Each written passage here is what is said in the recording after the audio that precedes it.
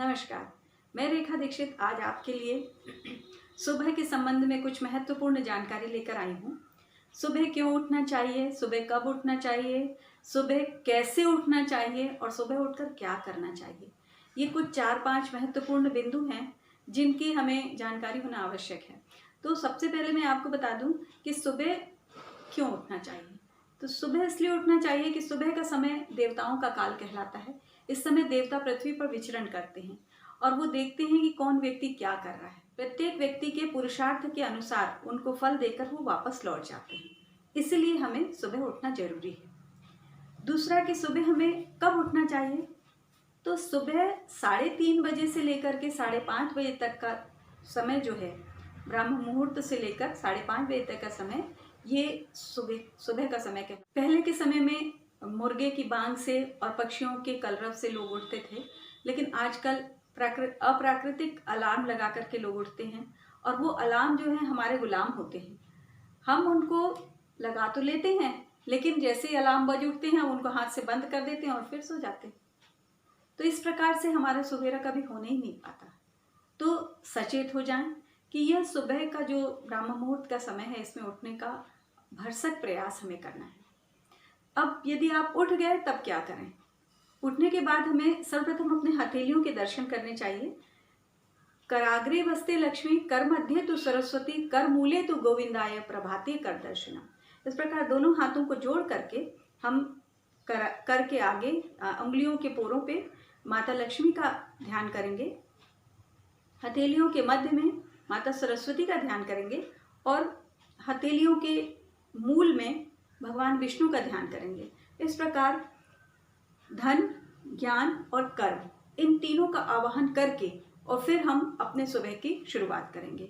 इसके पश्चात दोनों हाथों को अंगड़ाई की पोजीशन में लेकर के सिर से ऊपर और पैरों को भी खींचते हुए पूरे शरीर को तनावपूर्ण स्थिति में लाकर खूब जोर के तानेंगे। उसके बाद शरीर को ढीला छोड़ देंगे। ये प्रक्रिया हम 3 बार करेंगे। इसके पश्चात बाईं करवट लेकर के और दाहिना पैर नीचे रखना है हमें, लेकिन पैर नीचे रखने के पहले धरती माता का स्पर्श करेंगे, उन्हें प्रणाम करेंगे और फिर एक प्रार्थना करेंगे। समुद्र वसने देवी, पर्वत स्तन मंडले, विष्णु पत्नी नमस्तुभ्यम, पाद स्पर्शम क्षमस्व में। इस प्रकार से ध्यान करेंगे कि हे माता, समुद्र के समान वस्त्रों को पहनने वाली, पर्वतों के समान स्तन वाली और विष्णु जी की पत्नी, मैं आपको प्रणाम करता हूँ क्योंकि अब मैं आपको अपने पैरों से स्पर्श करने वाला हूँ। इस प्रकार से हम उनसे क्षमा मांगते हुए और अपना दाहिना पैर नीचे रख करके और फिर उठेंगे। इसके पश्चात हम सबसे पहला हमारा उच्चारण श्री गणेशाय नमः होना चाहिए। फिर दूसरा वासुदेव जी का ध्यान करेंगे हम और ओम नमो भगवते वासुदेवाय। इसके पश्चात भगवान के कमरे में जाएंगे, बाहर से हम दर्शन करेंगे और एक प्रक्रिया होती है अजपा जप की। अजपा जप वो जप होता है जब हमारी सांसें चलती हैं तो उन सांसों में हंस हंस ऐसी ध्वनि होती है और हंस जो है भगवान विष्णु का अवतार। तो इस प्रकार से हमारे प्राण जो हैं पूरे जीवन भर हंस शब्द का उच्चारण करते रहते हैं, अर्थात हम अपने भगवान विष्णु का पूरे समय जाप करते रहते हैं, लेकिन जानकारी के अभाव में हम वो ईश्वर को समर्पित नहीं करते और जो चीज़ समर्पित नहीं की जाती वो लाभ नहीं देती। तो जब हम इस जाप को भगवान विष्णु को समर्पित कर देंगे तो इसका फल हमें मिलेगा। इस अजपा जप का हम संकल्प लेंगे और ये कहेंगे कि कल से लेकर के आज तक का अजपा जप मैं आपको समर्पित करता हूँ और आज से लेकर के कल तक के अजपा जप का मैं संकल्प लेता हूँ। ऐसा संकल्प लेकर के हम भगवान विष्णु को प्रणाम करेंगे और यहाँ से अपने दूसरे पड़ाव की ओर चल पड़ेंगे। यहाँ पे हमें अग्नि दर्शन और जल दर्शन करना। सुबह हमें गुनगुना पानी पीना है, 2 गिलास गुनगुना पानी पीना है। हम गैस जलाएंगे, अग्नि देवता के दर्शन करेंगे।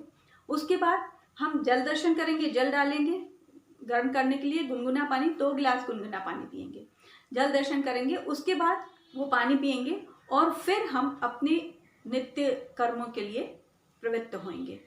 इस प्रकार से हमारी सुबह की दिनचर्या हम निश्चित करके चलें कि हमें क्रमशः इन कार्यों को करते ही चले जाना है।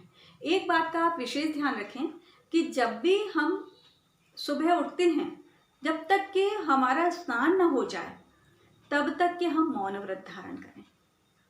किसी से ना बोलें, ना किसी का उस समय कोई बात सुने, और जहाँ तक हो सके इन बातों को गोपनीय ढंग से हम पूर्ण कर लें।